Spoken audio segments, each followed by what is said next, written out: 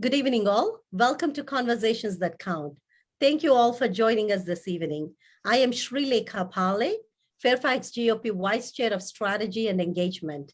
Our goal through this program, Conversations That Count, is to bridge America's political divide with conversations such as this. I truly believe let's take one small step at a time to kind of bridge this America's political divide. One of the ways I try to do is by introducing the candidates that are running for primaries so you can get to know them better and learn about the issues that they care about and learn about how much they care for America. While the conversations are going on, feel free to chat with us by putting in your questions in the comment section. I'll try to get to as many as I can. Continue to support these conversational sessions by subscribing to Fairfax GOP page. Now let's get to know our candidate for this evening. It is my pleasure and an honor to introduce Judge Jim Myles. Jim moved to Burke from San Diego in 2004. He's very active in the community with his family members. They're also the members of Burke Community Church and is a member of the American Legion Post 177 in Fairfax and is a long-term supporter of the Knights of Columbus.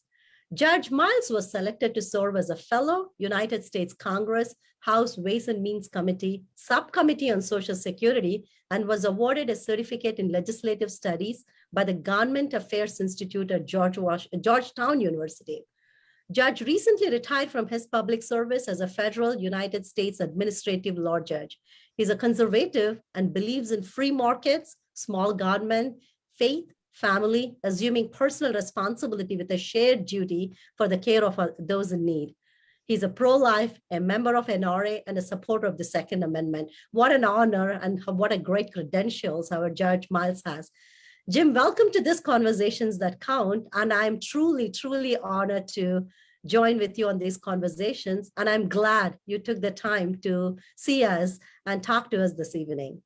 Yeah, well, thank you, Sri, so much for having me. I'm really looking forward to it. And yeah, please call me Jim. A judge, I just retired, so I appreciate that sign of respect, and I really appreciate that. But please, Jim is great. Jim Myles for Congress is who I am and what I'm running for. So excellent. Thank you. Thank you for you being so humble. Jim, before we dwell into the campaign issues that you're focused on, I would like to take some time. Can you talk to our audience about your 8 years of service in an Air Force Master Instructor Pilot and also an A-10 fighter pilot? I would just love to know your professional experience.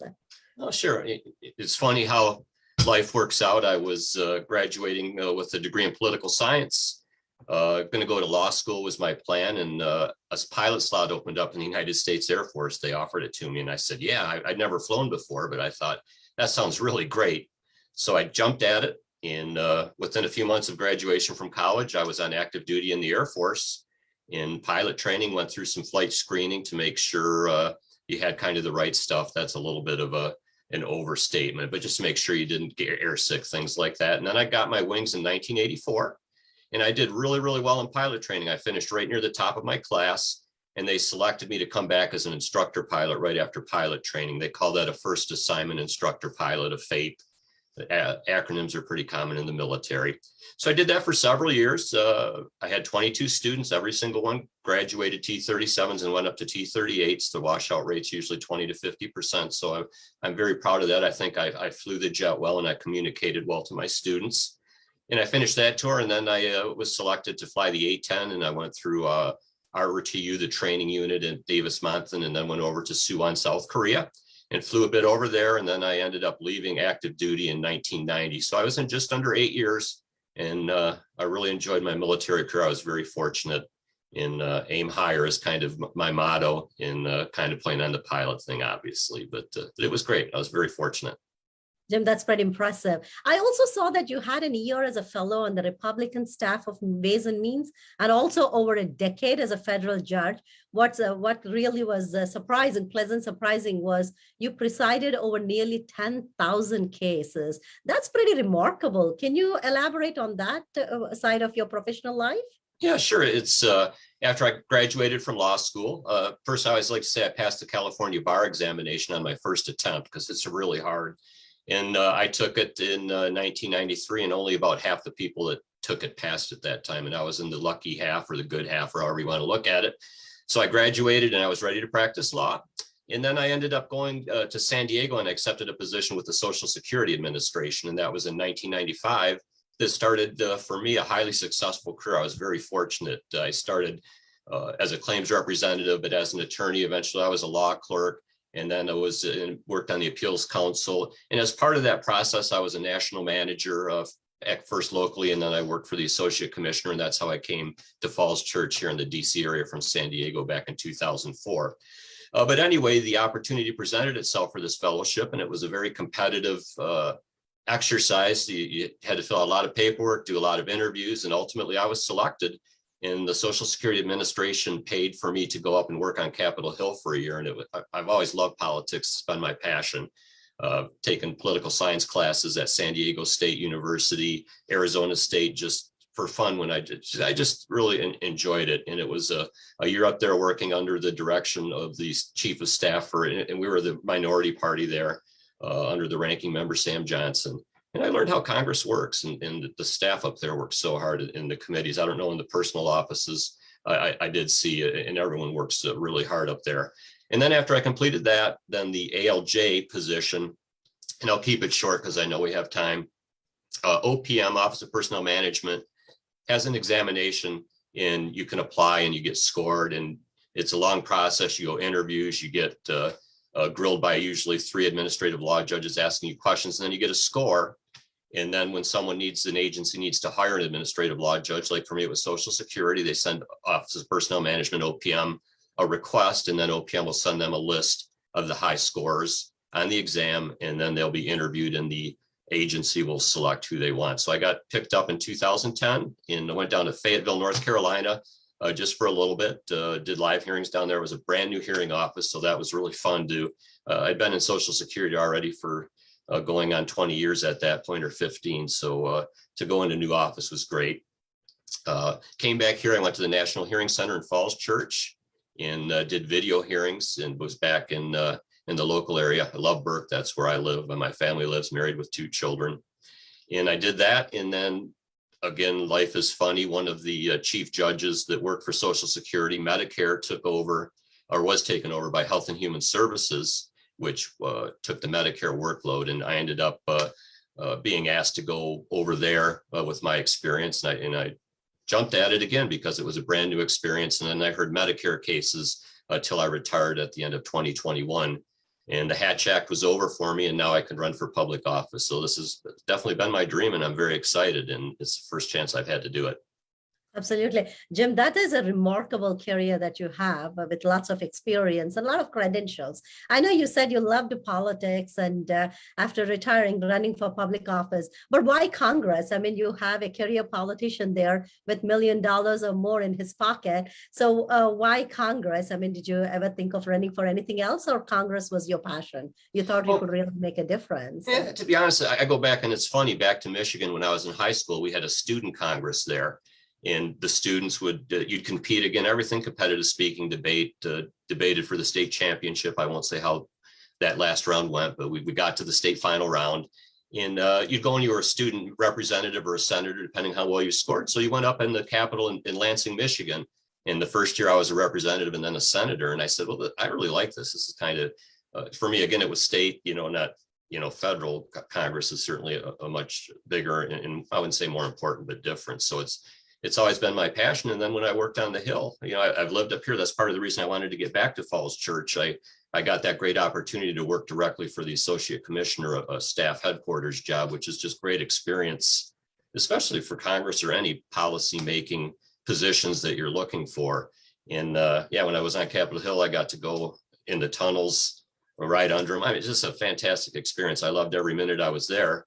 And how this happened to me personally, actually, I tried to volunteer for the Glenn Youngkin campaign, or actually the governorship, because I was very in favor. I voted for him, obviously, and I wanted to be part. And when I was talking to some of the GOP officials here, they said, well, geez, why don't you run for Congress? Because you look like you would be a very strong candidate with your background.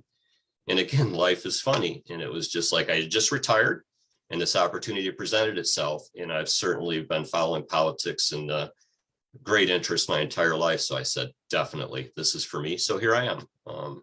And I've worked up there. I've worked with members. I've helped them prepare for hearings. I see that I certainly don't know it all, believe me, but I've got a little bit of a flavor for it. And I have very little doubt that I'll be able to go up there and hit the ground running and do a very good job of representing my constituents here in the 11th district, should they see it fit to elect me. Jim, I think if you're the elected congressman, I don't think there'll be a huge or steep learning curve. You'll probably just fit in right there because of all the experience you had. So, Jim, that your background actually tells me why you picked the issues that you picked. I particularly like that you picked an education topic. As you know, our children, irrespective of race, creed, and gender, everyone needs a stellar education. I think you got where you got because of your stellar education and the opportunities you have. But as you know, there's quite a bit of indoctrination going on in the progressive movement. And there's also sexualization of everything in our school. I'm a mom. I see that happening right in front of my eyes. So my question to you is not your commitment to the education at all. You're obviously very committed. You have your own kids. But I think I'm kind of wondering if you have ever happened to attend any recent school board meetings to raise these concerns, because what community at this point is looking for is not for politicians or candidates to understand the issues, but also they want to be able to feel like they will work with them hand in hand. So have you had a chance to either attend or talk to those parents about these issues? If so, Sure. what was the key takeaway? I'm sorry. Let me just throw out here. I did want to talk about my role as a judge and what I did, but I'll do that later. Perhaps I'll have time at the end. But yes, I do have a son, a sophomore at a local high school, and a son at James Madison. So I've certainly followed the education. I've attended a couple of the school board meetings. The first one or the second one was the protest over the TJ issues, and that was a pretty spirited exchange where they had to shut the actual meeting down because of the school board. But I guess I looked at the school board, and to be honest, I was really not impressed. I've heard this. I just think the school board has developed, and I guess I'll just talk a bigger picture, is you've got this Fairfax County public school system is nearly 200,000 students, and it covers a lot of geographical area. And it makes it very difficult logistically, I think, for the school system to function. Just for an example, if there's bad weather in a small part of Fairfax County, they have to close all the schools. There's no individual parts of Fairfax County. It's so big. And I think second, with the number of people that are affected, and I've talked to teachers, and I heard this now a lot of times, the Fairfax public school members are more activist, political. They're looking at maybe getting to the board of supervisors. They're trying to get this exposure. And I don't think any of them even have children in the Fairfax public schools. And it's like, I just think that's wrong. The way I see it, and I don't know, I've not met them, I've seen them, that they're up there for their own benefit, not for my son. And that bothers me a little bit. Actually, it bothers me a lot of bit, but there's not a whole lot we can do. So I'm looking to Glenn Youngkin and Elizabeth Schultz that is handling the education. I think what we really need to do is make it smaller, break it up. And I think we can do that. You know, I live in Burke, all the Burke parents, we have different political views, but we can have our school here and be responsive to our parents, and we'd have a smaller school board, but it'd be local, and then we'd have more control. Does that answer your question? I can talk a little bit more about it. I think, Jim, you brought up several good points while you were speaking. You kind of spoke about how Fairfax County is so large. So even when they're implementing these snow policies, sometimes it doesn't make sense for us, but it might make sense for somebody else, or vice versa. And I think having those smaller school board members would probably help in understanding the local issues. And I just don't think your district representative is doing a great job representing Burke area by any means. But I do want to throw things out there saying that my very good friend, Tom Wilson, he was a past school board member, is working right now hand in hand with Elizabeth Schultz, trying to get parents involved. And he's going to be our parent liaison, or he's already in that role, trying to understand what issues each constituents are going on. I think we are all going to move into a right direction, but I think your observations are super important, and your observations are spot on. Can I add one more point that I think is really important as I look at Miss Reed? I'm trying to remember her name. I can't, but you know, here we have what I would call a woke superintendent out in Washington that had a small school district compared to this one, and they didn't even do as well as we do here, which was poorly. I mean, they were close. They're both failing in math and reading and science. So why would they bring somebody from Washington State from a smaller district out here other than politics and woke ideology? And you've got, I was at a recent Fairfax meeting, The Race to the Bottom, the book, and geez, his name escapes me again, but he talked a little bit about a lot of the money is coming into these large districts from places outside the district just to try to get, indoctrination is the term. They want to get at our kids. And we have to be careful. We don't need to be bringing in people from Washington. Why can't we find somebody here that's from Virginia and from Fairfax County to head our school? Why do we need to get somebody from a failed school out in Washington? There's really, in my opinion, and she may be a great person, I've never met her, but I just think we need somebody locally would have more of a shared interest in my children and the children of everybody out there, Republican, Democrat, it doesn't really matter. We all want our children to have a great education. We love them. They're the most important things to us. And the course that they're taking here seems so political. And again, just to me, it indicates that the school board doesn't have the best interests of my family and my children in our communities at heart. And that really needs to change quickly. And Jim, you're absolutely right. I mean, bringing someone else from the community may not reflect the same values that we Virginians have. Unfortunately, it's happening in corporate world too, where people think outside, they have to always bring in external sources, and they may not have the same commitment to the communities. These are the communities we all have lived in. I myself have been living here for 17 years. You've been living here since 80s.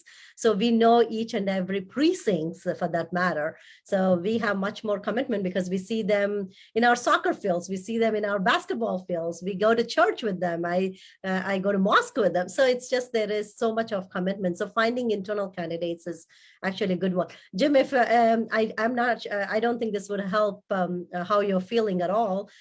For this particular superintendent, they're paying another 80 grand more than what they paid past guy. And she's coming from less experienced school district, which is a shame. I think it just still brings up that education needs to be reformed in Fairfax County. That's just so, Jim, absolutely. Jim, I do want to take advantage of your extensive experience in federal entitlements and benefit payments, if I may. I mean, I want to bring up our federal debt issue. As you know, federal debt is frightening. I mean, that's no surprise that we're approaching critical mass at this point, and it will impose a huge burden on our children and grandchildren and thereafter. So do you think amongst many complex reasons, the federal entitlement and excessive benefit payments resulted in part of this mess? I know Democrats blame Republicans, but I think both parties contributed to this mess. And also, I think with your experience, what do you think, how do you think we can work to sustain these promised benefits? Because we already told our younger workers. So how do we sustain those promised benefits and still work to eliminate excessive spending? Obviously, we can't solve the problem here, but I was looking to get your perspective just because you did some work on federal entitlements and benefit payments. Well, I guess my perspective is the first thing I would say is federal debt alone is not a horrible thing. Sometimes you have wars, you have things that you need to spend more on here or there. So federal debt, but it needs to be managed and controlled. And that's our problem, is we've been spending money, printing money that we don't have, and we're putting that out into circulation. And what's that cause? It causes inflation. And inflation is what's really hurting a lot of people, especially the most vulnerable are the Social Security, Medicare recipients, younger people, struggling families. I read, I believe in March, 8.5% was the inflation rate. And those people out there, if you've got an IRA or your retirement's account, 8.5% is gone. You got nothing for it. And this inflation is a huge issue. So how does that circle back to entitlements? I did work in Social Security over 20 years, and they are so important to people. I started out taking claims, retirement claims, disability claims, and I met a lot of people. And I was kind of surprised at how important the benefits are. They're not as much as I thought they were.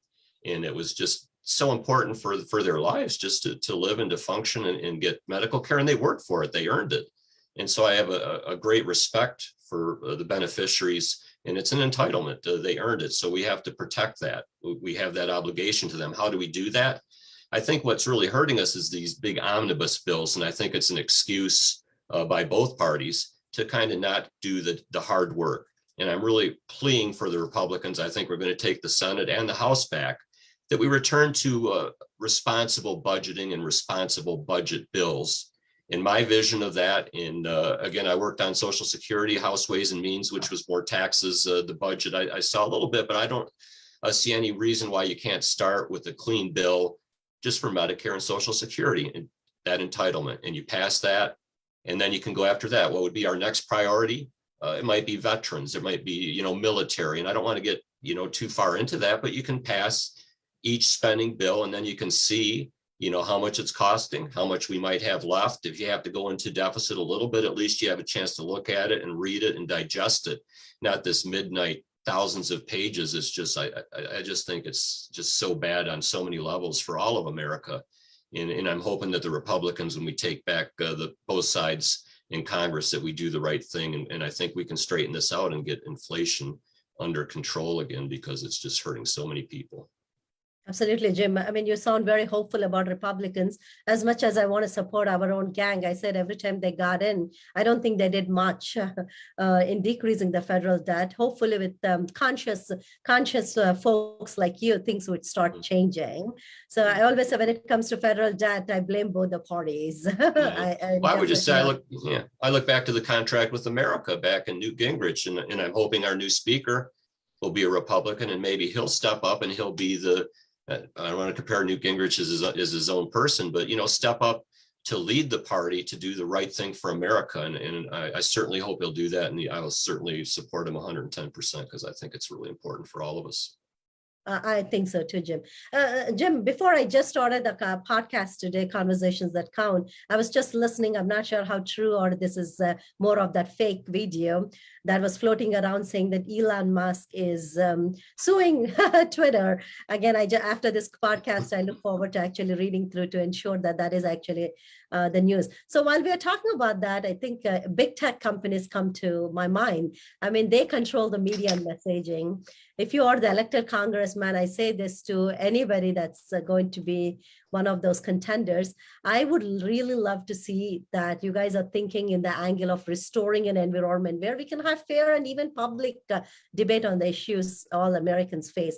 I know you're not big on social media. I've not seen you out there on social media. There's always some Twitter war going on between candidates and stuff. I've not seen you. I mean, that could be a good thing. I'm not sure how that will pan out. If I could just say, as a federal judge, I was hatch-checked and I really couldn't do Facebook. That was just something that I couldn't do, but it did hurt me. I got in the race late because of the hatch act, but that's not important. But that's why it really wasn't appropriate for a federal judge to be doing Facebook and Twitter. So I'm sorry, I didn't mean to interrupt you. No, not at all. Absolutely. In fact, that was going to be my another question in later in the conversation, saying that, I mean, the candidates solely, especially during COVID world, relied a whole lot on social media to get the name recognition. Since you don't have that social media presence, I was wondering if you had different tactical strategies to get your name out. But I would love for us to focus on big tech companies. Okay. So what do you think we can do to have a fair and even public debate on the issues that matter to all of us?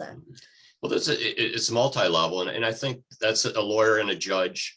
I kind of look at things in a legal, and we're a country of laws, we need to follow them. And as a judge, how things are applied legally and policy is a consideration. And I look at this all kind of dates back to 1934, the Communications Act they passed back in 1934. So it was a long time ago. And they were worried about startup companies, and they allowed a provision in there. It's in section 230 that allows these tech companies to pretty much use whatever discretion they want to not put things on the air or not broadcast them, because there was a fear of liability might hurt small companies. And that's a little bit beyond my expertise. That's my understanding of it. And they're working on it in Congress now, and I'll get up there and I'll jump right on. We need to revise that section 230 so that these platforms do not have such wide latitude to restrict. And it's always conservative thought. We all know that. They're not going against the liberals. It's just conservative thought. Republicans, of course, are more conservative. And I think that needs to change. The other thing, and again, I'll just mention it, I need to look into it further, is the Commerce Clause, the authorities under that with these tech companies all across the country. And if viewpoint discrimination is one of the more serious issues that the law really frowns on. You can't look at somebody's viewpoint and discriminate against that. We need to get all views out. Someone just said, the clash of ideas is the sound of freedom, that you want this. And so we could consider, and I would believe I would support some kind of a cause of action if you have a Twitter or a Facebook that's intentionally stopping conservative thought because of the viewpoint and allowing people to sue them. And I think maybe that would be a big disincentive for them not to discriminate if they're going to get sued. And the publicity would also get the conservative viewpoint out, perhaps. I think that would be maybe a side benefit. And of course, the other thing, there's other platforms that are emerging. And I hope that those catch on and maybe we can, find other ways to communicate that are fair, but we need fair and balanced debate so that we can decide. And as far as, I'll just segue real quickly into the colleges, which I think is a big issue as well. In our federal student loan program, I think is something that Congress that we could use to ensure that universities that get federal dollars have some diversity of thought in their institution and in their teaching. It's not all woke. There needs to be conservative thought. And I would also say that if you have conservative speakers there, it breaks my heart when I read that they're getting shouted down and the schools aren't stopping it. They're throwing trash at them. That should stop today.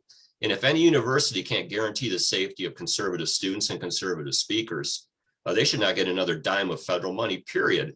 And I think maybe some universities that would either change their ways or go away. And without them, I think we're a better country because we want freedom of our ideas and exchange of ideas, especially on our universities. These are our future leaders. And if we're just teaching them one side and allowing just one side in the public square, that's just a tragedy for our future. And we need to change it and change it now. It's not getting better. Absolutely, Jim. I am so glad you kind of dwelled into some college campus culture as well. In fact, I won't go into name of the college that I went to visit my son. I only saw liberal figures there. I saw Ilhan Omar's picture, AOC's pictures, and I had to write an email to advisory board saying that, what about Clarence Thomas? Justice Clarence Thomas is right in our backyard. I mean, this is not about conservative or Republican or Democrat issue. It's like you got to show both. And for me, he's a legend. He's done so much good for the community, not only for conservatives, but I think just community. So what about his picture? Yeah. Why do you have? Yeah. So that kind of being said, Jim, I want to kind of spend next few minutes talking about Jerry Connolly. Okay. So as you know, Congressman Connolly is serving his 7th term in the U.S. House of Representatives, representing 11th District. And prior to his election, I'm sure you know, he served 14 years on the Fairfax County Board of Supervisors, including 5 years as a chairman. You're running against a career politician here. First thing I want to know, I'm sure you understood, you read about him, and he probably could have been a motivating figure for you to run as well. Not sure, but what part of his policies are totally disgusting to you? You look at any of these policies and you're like, this is not America. I know I call it as my favorite policies that he has proposed that I get quite disgusted about. But what is it that really was like, nah, this doesn't sit well with me or my family. I got to do something about this. I guess I would say initially, I don't think I've ever met the man. As a constituent, I read him letters a few times and I gave up on that because his responses really bothered me. But what I've heard, and again, I've never met the man, is when he was at the Board of Supervisors, he was a very amenable and he could work with people. And then when he came to Congress, he's changed the way he approaches people. And I can promise you, if you elect me, a Republican or Democrat, I'll always treat you with the courtesy and respect because I work for you. And I'm not sure that he treats some people, I've heard, the way that they feel they should be treated. But again, I've never met it or been part of that, but I have heard that, but I don't know how true that is. But I guess I look at Jerry Connolly and he doesn't stand for anything. You say what policies, I just need to look at the far left-wing zealots in the Democratic Party and what their policies are. And Jerry Connolly votes with them, I think every time. Nancy Pelosi. And again, I don't want to go down that road as much. What I'd rather talk about is policies that I want and that I'll support, should you elect me in Congress. And those are things, again, like reining in the debt, the irresponsible spending. I don't have to tell you how Jerry Connolly voted on any of these. Everybody knows that. The defund the police movement, one of the most absurd things that I've ever heard of. We need to fully fund our police. They put their lives on the line for us every day. And we also, I think, these woke prosecutors and judges and politicians that don't enforce the law. People, I mean, when I was a judge, I knew I had a level of immunity that if people sued me because they didn't like a decision I made, the U.S. attorney would defend me and the government would stand behind me. But there were certain things that if I did some kind of sexual harassment things or criminal things, that the government doesn't defend me for that. And I think we need to look at the immunities that we're granting to these woke prosecutors. And we have one, I think, here in Fairfax County. And if they're not going to do their jobs and enforce the laws and they're reckless, and that's a legal term, and the devil is in the details, that would have to be worked out as part of the process and legislation. But if I get hurt or my family gets hurt or my house or whatever, you can go after them personally. And if they have to dig into their own wallet or purse to pay for the damages they cause because they think that they are so woke, they don't need to enforce the laws that we've all passed as a community, then they should pay. And I think that might discourage the wrong people from running. And it might discourage the people that are up there to follow the laws and enforce them and keep us safe. It's all about safety for our families, our children, and our communities. It's just insane what they're doing in Fairfax. I keep hearing anecdotal things. It's getting worse every day. And with these people in charge with immunity, it's not going to change. So we need to address that sooner rather than later again. Absolutely, Jim. You brought up great points about these woke prosecutors. We have an organization called Stand Up Virginia in town, and they have been out there rallying against the current prosecutor that we have, against this woke prosecutor. I have been doing a great job of getting people together to kind of help them understand what these woke prosecutors are up to. As you know, Jim, Jason Myles, our Attorney General, since he's taken on, he's been very tough on crime. I think he's receiving a lot of criticism from liberal prosecutors, but he has not backed down. And I think those are the people that we really want, right? We don't want the congressman or women to get up there and just kind of be wishy-washy about their policies.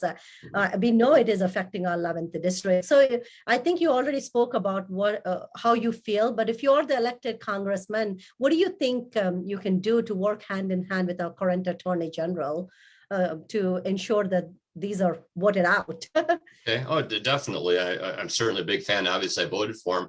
But just going back to our prosecutor here, and again, the devil's in the details. I'm not 100% sure I was campaigning, but I went to the first day of the trial for the police officer.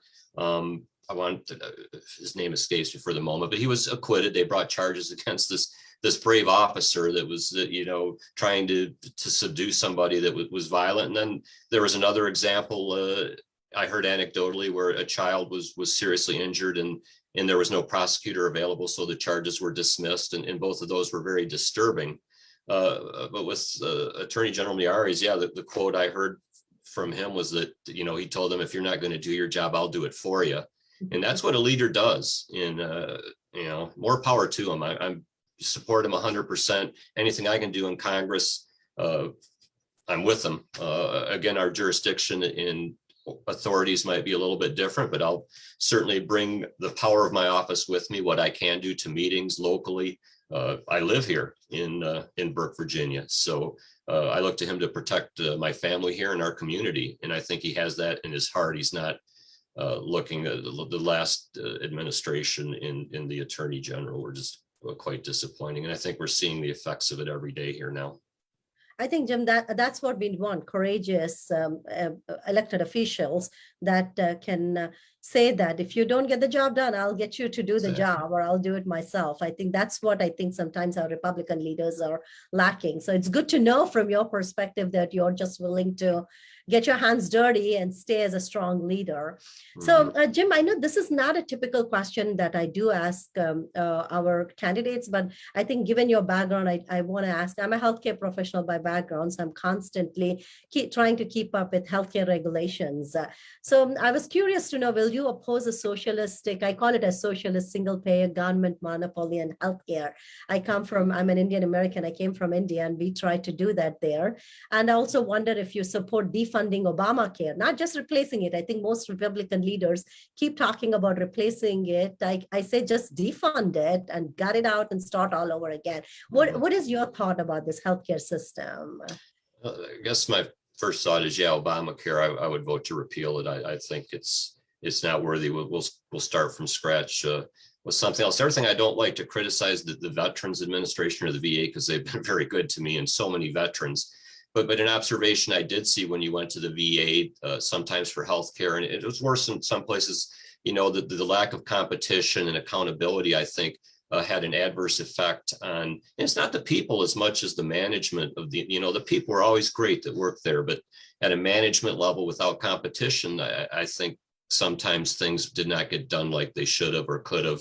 And we've all seen examples, people that have been following the VA, and then they started to open up other places that you could go to get care if it wasn't available at the VA. But my point is there, if without competition, I don't think, and they always, the story of, the Department of Transportation are going into to get your license plate or your driver's license, that there's nowhere else to go. And we've all been in there. And if you want to go into a doctor's office like that, where there's nowhere else to go, I just don't think that would be good for America or for our families. So I think competition is key. So I wouldn't favor a single payer in that sense at all. I think we do better with competition. Oh, does that 100%. answer your question? No, absolutely. I think 100%. I always say competition is the best way to kind of shine ourselves, right? That's precisely why I like school choice too. I like charter schools. I think that would increase the competition between public and private, and it only benefits the students. And the more students are benefited, the better country shines. So could I just add one? Just add one more small point, though. I would be in favor of the insurance reform. I think when I read sometimes, the cost for things, the payments are controlled sometimes by insurance companies, and I've seen alternatives where sometimes people pay directly. And I'm not saying get rid of the insurance industry or anything like that. It's very important, but maybe some kind of revisions or looking at there might make it even better. But competition is the key. And we need the insurance and we need Medicare because it saves the lives of many Americans every day. So we don't want to break. We don't want to break it. Absolutely. Thanks for that. And Jim, thanks for bringing up our insurance. I think one more thing that we need to discuss about is transparency, right? As much as I'm in healthcare, if a patient comes to me and say, how much are you going to charge me for this service? I know the rate, but I don't know how much insurance will come and how much bill you're going to get. So I think that level of transparency is extremely important. And if you do that as a single payer government monopoly, that's not going to happen at all. So I'm glad you brought up about insurance reform, because that's what we need to reform within insurance companies as well. Yeah, and I have to tell you, the worst cases I heard as a judge when I worked for Medicare were ambulance cases, because, and I won't get into the details, but if someone calls an ambulance for you and they take you to the hospital and then Medicare doesn't cover the ambulance ride, there could be very legitimate reasons. The person that got the ambulance ride is responsible for the debt, and that stays with them. It's not like there's no excuse, or explanation. And I always, because it really wasn't their fault, but if the insurance doesn't cover it, if Medicare doesn't cover it, that's the way it is. And it's not easy and it's not right. I guess sometimes you think that's not right, but we do our best, and we have to enforce the laws and regulations, and we can always change things the right way if we don't like the results. But anyway, I'm always reminded of that, because so many people were just heartbroken that they had to pay for the ambulance. And I felt a lot of sympathy, but I couldn't do anything. $10. It's definitely not $10 No. or $20. It goes hundreds of dollars. And Even sometimes more. you worry the care gets delayed if people are just waiting around to see if it would go away, whatever the condition might be, and end up getting into emergency more rapidly. And then we have hospital admissions, which cost hundreds and thousands of dollars. So there is definitely a ripple effect. And that's why I think I enjoy your experience, because you're able to draw from the cases that you saw to see how you can translate that into policy making. Can I make one more point that I think is really interesting that I've seen in Medicare recently is with technology, there's often new technologies that emerge to treat things. For sleep apnea. Anyway, I won't get into details, but Medicare, it takes time before Medicare covers something to make sure it's working and doesn't harm people. And during the early stages, even if it works great, Medicare, doesn't catch up to it, but they're working now on trying to get expedited review for new procedures that are very helpful to a lot of people. And I think that's a great thing that Medicare is trying to do, because there's nothing more frustrating for people than something that works for them that will save money in the long run for the government and Medicare, but yet Medicare doesn't cover it because the development hasn't just been proven yet enough. And they're doing everything they can to speed up the process, which will be great for the consumers, the patients, and I think the government, so that we spend less by spending less on things that work. Yeah. Hope that came Jim, out right. I know, no, that's actually great information. Jim, I know that a lot of candidates hesitate to put that they support Second Amendment on their campaign issues. I always tell to candidates that listen to our Lieutenant Governor, Winsome Sears, who I consider her as the greatest Lieutenant Governor that we've ever had. I mean, I think she's very open in saying that she supports Second. I don't think there is anything wrong, or there's nothing to hide. So I appreciate and admire that you put that in your profile, that you're an NRA member. However, I do have a question, considering that what's going on with our gun rights. Will you support a national constitutional carry bill that would allow any law-abiding citizens to carry a concealed weapon without a permit? No, I don't think I would support. First, I say I'm very pro Second Amendment, and I'm an NRA member, and I believe in a background check, but not a registry. They don't need to track guns. But the only thing, and the devil is always in the details, I think if you get a concealed carry permit, I've got one, you have to show some evidence that you know how to use a firearm. Because of my military experience, I flew fighters, and so I had been trained and knew, but some people may not have enough knowledge or training to be safe with a weapon.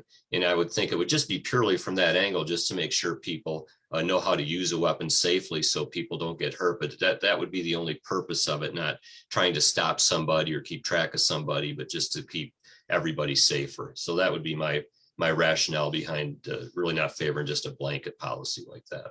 Absolutely, which makes complete sense. I think 11 constitutional constituents would be happy to hear your response on that.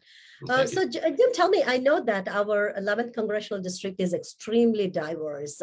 It has a lot of Muslims, Hindus, Christians. I mean, not only from faith perspective, but also different communities like Asian American communities, Black communities, Hispanics, and you can go on and on. I mean, have you been out doing some outreach to them? So what's your strategy to get into the communities? Yeah, I've definitely made inroads. I was stationed, like I said, in South Korea, and I spoke very little of it, but I won't embarrass myself, but that was a long time ago.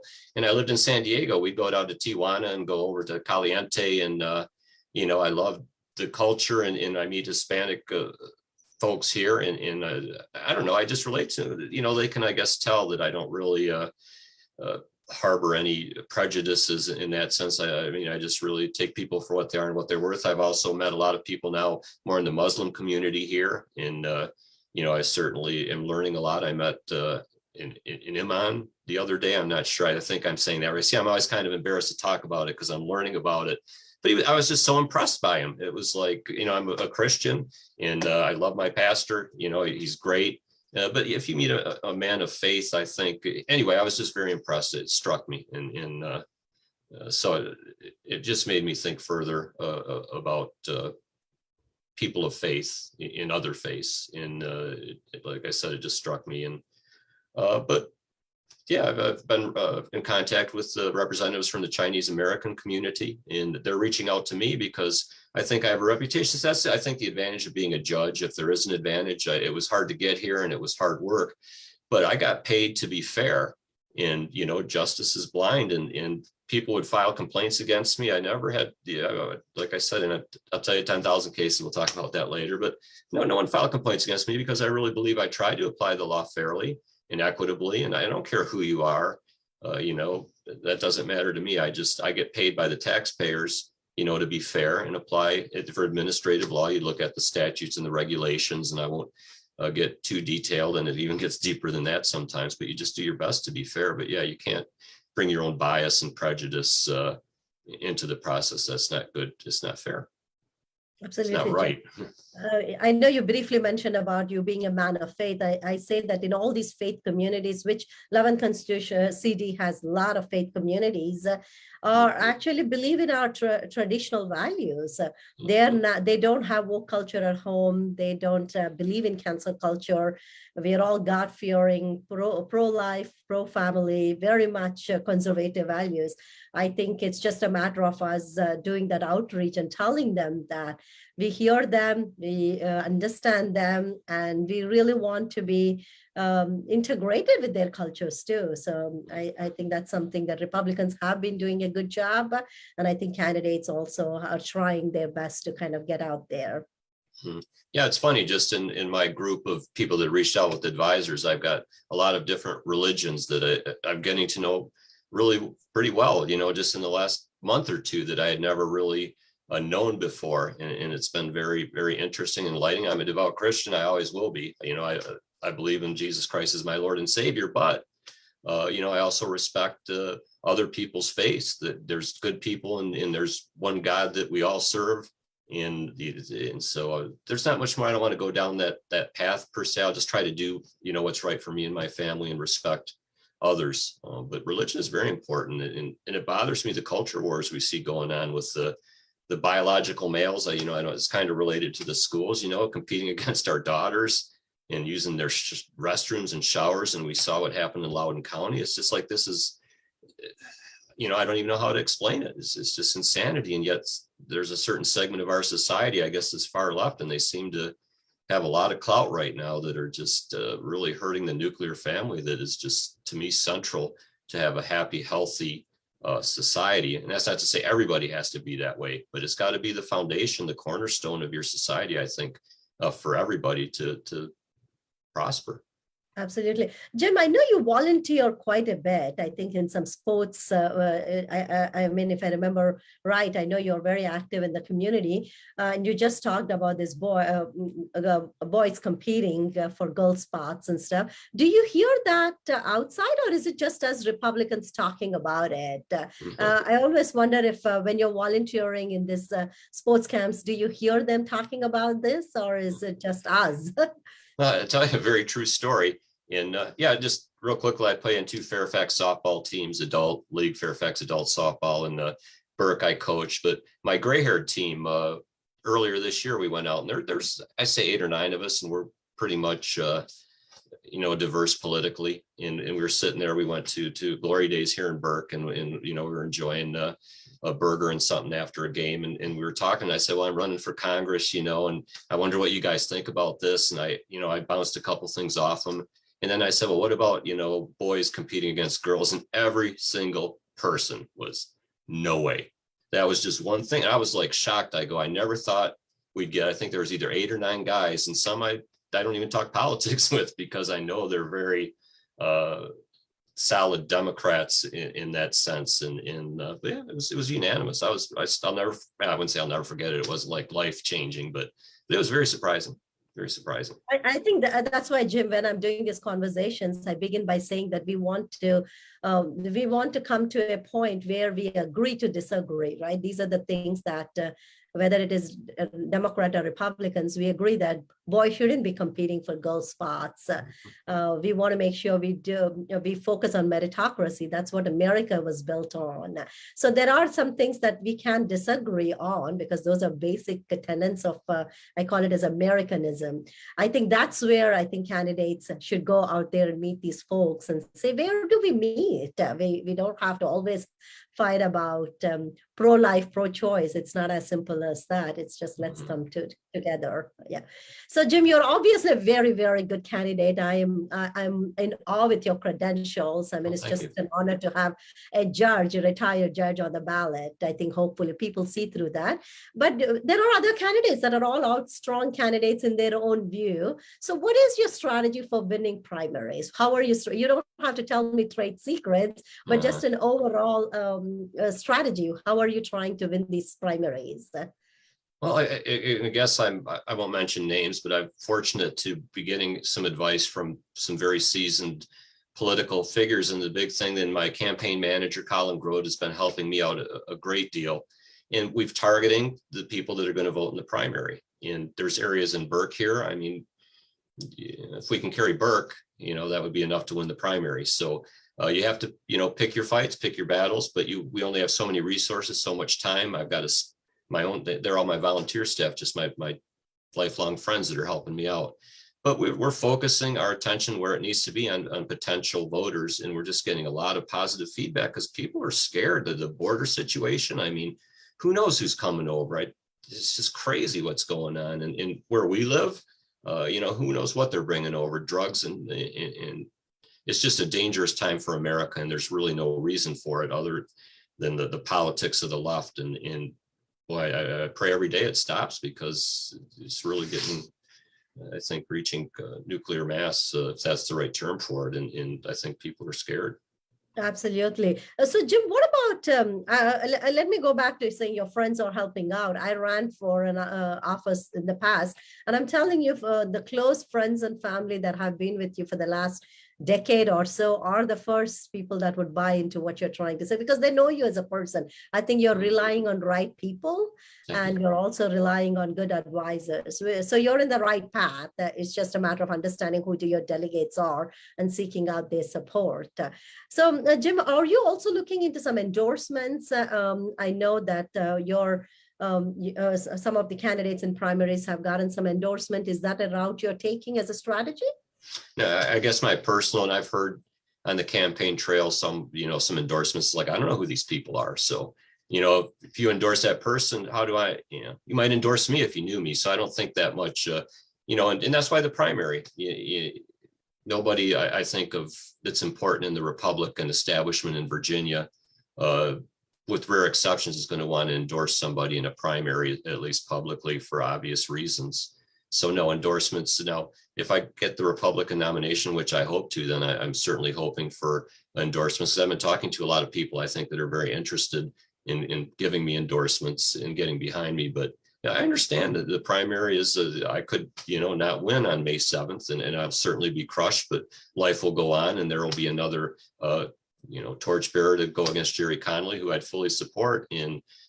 For somebody that endorsed me, that would just make it difficult. I'm not really seeking them out. No, I don't think that's good politics. And I just don't think it's that important at this point. That's good to know. I think everybody has different views, and that's why I was trying to kind of understand your views.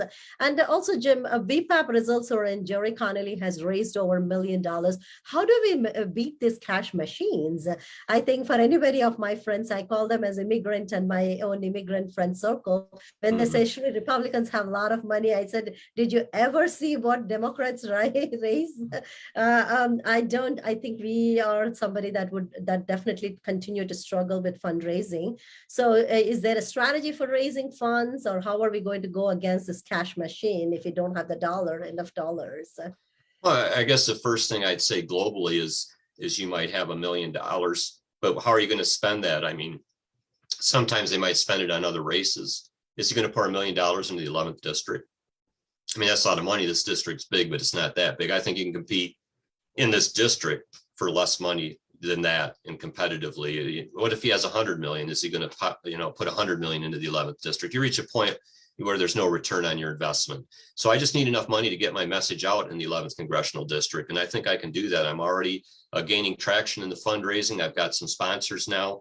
I'm having an event the first week of May in Springfield, and more details will be coming out to that. We don't have enough room for everybody that I think would like to attend, but I think it'll be a good event in more to follow. But yeah, we're getting there, we're picking up speed, and I'm fully confident that the Republican establishment, once, and I hope to win this primary, then they can line up behind me without concern, because I understand in the primary it's just too difficult and politically unwise to and without maybe in a very rare exception to endorse anyone. So I'm fine with that. Sure. We'll get there. I think that's a very pragmatic way to look at it for sure. So Jim, we are at the end of our conversations. I mean, an hour goes by really quickly. You were very articulate in talking about education, the woke censorship, big tech industry, some healthcare. We got a chance to speak about those, or how you're going to take care of these woke prosecutors and so on and so forth. But let our viewers know if I missed asking you any key policy positions, or if you feel like, that was the issue that I was running on, and I would love to take this opportunity to talk to our voters about it. Let me just refer earlier about my duties as a federal judge. I kind of told how I got there. But in Social Security, I would conduct a hearing, and I did several thousand of those. I don't know, I lost track, but I did that for 4 or 5 years. But yeah, you would, a person filing for disability, mostly take their testimony and they'd tell you, what their medical problems were. And then you'd hear from a vocational expert, maybe a medical expert, rule on evidence. And then you decide whether they met disability or not, or maybe later on said, anyway, it gets technical. But then the same in Medicare, and our goal there was 1,000 cases a year. It was they were a different type of cases than the Social Security disability cases, but yeah, those involve parts A, B, C, and D, prescription drugs, hospital stays, dialysis, Medicare Advantage, all that. So I heard a lot of cases and I met a lot of people, and it was a very humbling experience because you see that how complicated things are, the enormity, and I did my best. A lot of it was fact finding. So, but I'm very proud of the work I did for Social Security in the Office of Medicare Hearings and Appeals, and I look back fondly on it, and I really never had any problems or issues because I always try to treat people with respect because I work for them. And if I'm lucky enough to be elected as a representative of the 11th district, I work for them. They're going to hire me to work for them on the Hill. And I've been up there and I really enjoyed it. And it seems like there was another small part to your question. I can't really think anything more. I think you pretty much answered. I was just. Oh, I know what it was. No, just let me finish. I always want to caution, as a judge, I've always been, you let other people talk, and, I was an evaluator and I weighed the evidence. And if I had a specific question, now that I'm running for office, I'm doing a lot more talking. And as a newcomer to this, sometimes I'm afraid that I talk a little bit too much and I don't want to say the wrong thing or offend somebody. So if I did any of that tonight, I apologize in advance, but hopefully I'll get better. And it's important, I think, to be who you are and stay on your message and tell people what you are and not get too far off into things that really aren't important, that might detract from what's really important. And I hope I conveyed to, your listeners and viewers today what I think is really important for our families and our communities here in the 11th district, because we need change here. It's just not going well. No, this is great, Jim. Jim, can you also take this time to talk about your website and sure. about our date, the main date that they have to come in? Excellent. Thank you. Yes, my website is milesforcongress.com. That's Miles with a Y for Congress.com. My Gmail, milesforcongress@gmail.com. The primary is May 7th. Let me grab information here just so I make sure it's at University of North America, and that's 12750. That's 12750 Fair Lake Circle in Fairfax. It's kind of over by the Fair Lakes Mall. It's on May 7th, which is Derby Day. So if the Kentucky Derby is running that day, that's the day you got to get out and vote for Jim Myles. And it's open 9 to 4. You just need to be a 11th Congressional District registered in the district and have a photo ID. No pre-registration, nothing like that. You just go up. It's like an office building. And please come out and vote for me, because if I don't get past this primary, then I can't take on Jerry Conley. And I honestly believe that I have the background and experience in the age really to be competitive against him. And I've, as a federal judge, people, I think they can see in me that I'm not trying to, deceive them or lie to them. I'm just honestly, because I didn't have to do this. I just retired. I was not planning on doing anything, but I took a train trip on Amtrak out to visit my 94-year-old mom out in Colorado. Never took Amtrak, went all the way to San Diego. But anyway, my point is, and then I got back and here I am running for Congress because I believe in this, and it was not on my radar, but it is now, and I'm here to win it. And for us in the 11th district and beyond, I think it's important we take our country back. Absolutely, Jim. We have one of our viewers saying, thank you for running. Keep up the energy. I hope you win. And thanks for addressing the issue. So you're obviously on a great track right here. So, Jim, I can't thank you enough. I have to say, Judge Myles, one last time. I think you deserve the respect that you deserve. I sincerely hope that all of our candidates are great. I always say, may the best one win. I live in 11th district. I have a vested interest in getting Connolly out, and we are here to support. Fairfax GOP has always supported the candidates, whoever gets on to their primaries. Once you're off from your primaries, we are out there hand in hand working with you to get you to the fans. So I thank you for joining, and I thank you for taking the time out of your busy family life. I know you have kids, you have wife, you're very active in community and stuff, but thank you for taking the time. I hope you continue to campaign aggressively up until our date. So viewers, thank you for listening to Conversations That Count. That was one great candidate. That was a great interview. Next week on Sunday, May 1st, we will have Matt Chappell. That would be our final 11th Congressional District candidate. So you get to hear all of them before the primaries. Matt will be with us at 6 p.m. on May 1st. I hope you all will tune in. I also would like to say that May is Asian American Month. So we are going to bring in a lot of Asian community influencers that are going to talk to us about American values and why they came to America and why they're fighting against this woke censorship and so on and so forth. You also will get to hear from another 10th district candidate. So lots coming out in May. So please continue to stay tuned and continue to support our candidates. Jim Myles for Congress again, please share this video far and wide. Unless you share, other constituents in 11th district that could not tune in will not get to hear Jim Myles' great accomplishments and his issue and his take on issues. Can I say one more thing? 100%. Yeah, 560 KBLU tomorrow. I should be on the radio at 9:05, I think, to about 9:25. It should be a national syndicated. I was just on WMAL on Wednesday with O'Connor and Company, and that podcast is available online Wednesday morning at 7:05. I appeared there, and you know, that's more, I think you'll see I'm pretty consistent because this is what I believe. This is why I'm doing it. So, and I thank you so much for having me today. You made it very easy. I really appreciate how gracious you are, and your questions were, I think, probing and thoughtful, but fair. And I thank you for that. Thank you, Jim. I appreciate that and hope to see you on campaign trial. Have a great evening, rest of the evening. God bless you all. God bless your campaign, and God bless America. Thank you. Exactly right. Thank you. Take care. Thank you, everybody.